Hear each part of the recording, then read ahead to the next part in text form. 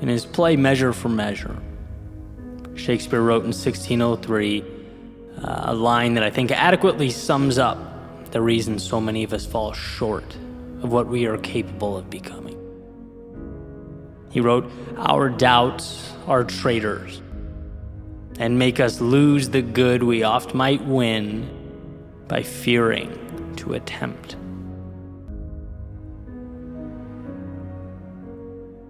Our greatest tragedies and regrets in life tend not to be our mistakes. They're not when we try and we falter. No, the vast majority of the time they arise when we do not even attempt, because fear has prevented that very first step.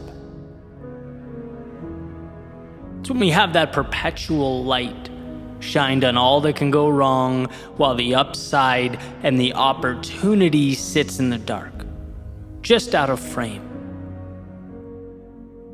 And in a world where you get what you focus on, to only focus on the worst possible outcome, it's a death sentence. It's debilitating. The way I see it, there are a million ways to improve something. There are infinite roads and paths and possibilities.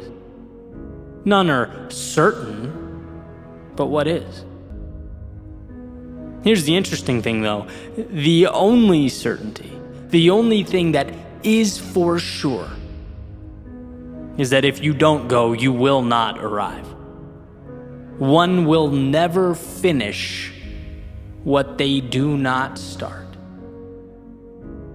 Listen to this quote from Thoreau.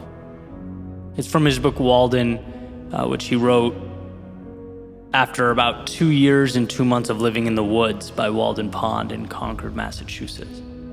He wrote, "I learned this, at least, by my experiment, that if one advances confidently in the direction of his dreams and endeavors to live the life which he has imagined, he will meet with a success unexpected in common hours. He will put some things behind, will pass an invisible boundary.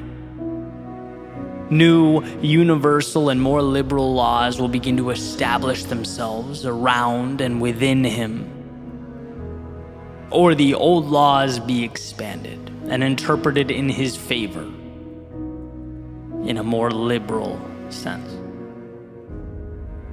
In other words, the world does not dictate, it reacts. It becomes what we decide it will be. And I was thinking about this recently. Have you ever thought about the utility of water? Just water. And how it is obviously essential for life. Specifically, humans can't live longer than about 3 days without it. Yet, we can also very easily drown in too much of it.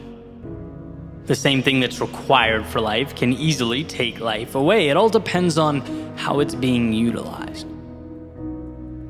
And so when I think about this, my mind goes to Shakespeare's message on our doubts making us traitors if we let them, or Thoreau's passage about moving with conviction towards the things that matter, towards our dreams. And what I see is an intentional restructuring of the world around us. The idea that life can work for us or work against us. It can be our headwind or our tailwind, the reason we stay or the reason we leave, and who decides that?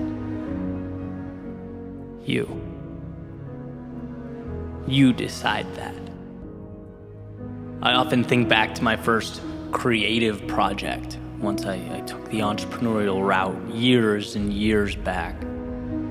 I referred to the project as Quiet Desperation, in reference to actually another Thoreau quote, "Most men lead lives of quiet desperation," because I realized around that time how easily that could become reality, and decided to do something about it. For me, it was a huge step out of the routine and the cycle. I finally asked myself who I was living for. Where did I lose myself?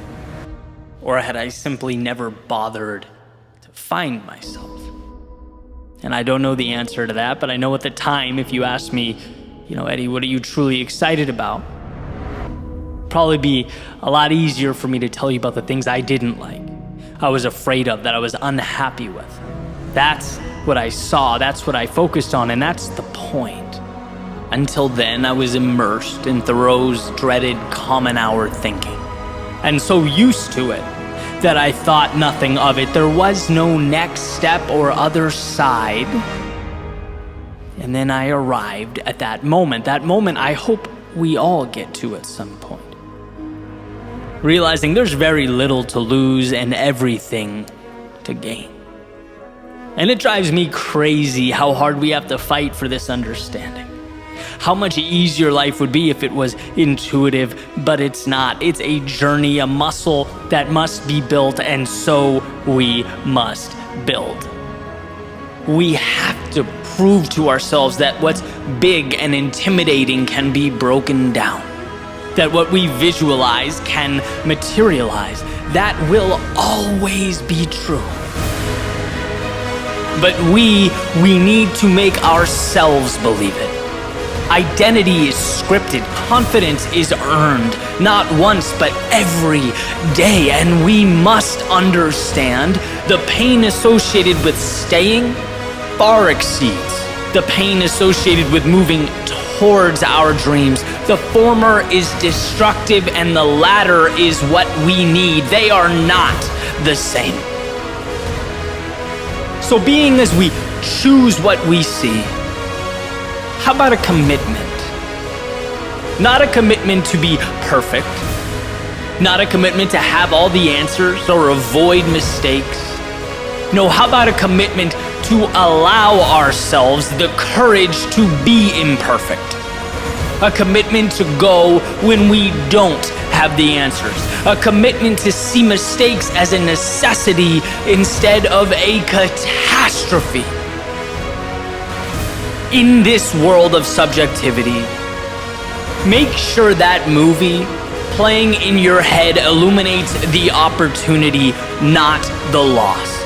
So that when you fall, the inclination isn't to run from the bad, but to look for the good. Because I promise you, you will get what you look for. That perspective will alter your actions, which will alter how you see yourself, which will alter the trajectory of your life. Let's leave that mediocrity, that common hour thinking behind as we head for higher ground. Commonality, being average, it's a wolf in sheep's clothing. It seems simpler. Sure, it seems easier. But the ones immersed in that world, they're depriving themselves of the answers they desperately need. They're refusing the hand that is perpetually reaching out. When we turn our backs on the extraordinary, it is because fear has gripped the wheel and we are now passengers along for the ride. But you have the ability to be more. You have the ability to move towards what matters to you. To take the steps one at a time, bear the discomfort 1 second at a time, acclimate 1 day at a time. This is a journey dependent entirely on you and your willingness to step out the front door. To finally see the things you previously disregarded. And when your eyes open, you'll see that you can be your ally or your enemy.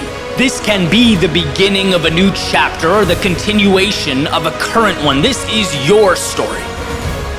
And by the way, that doesn't mean others wouldn't love to make it theirs, wouldn't love to tell you that life is beyond your control, wouldn't love for you to think that you are dependent on the outside world, that you need them and what they are willing to provide for you.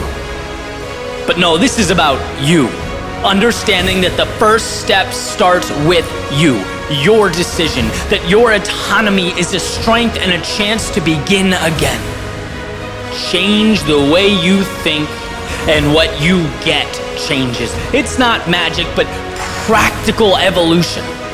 When we force ourselves to see the positive, when we look for a way, we find it.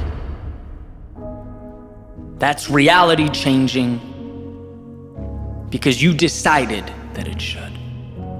And that's what the power of perception is. Nothing more than unlocking the gate that was previously placed before you. There's no better time than this very moment to walk through it and rewrite your story as it should be written.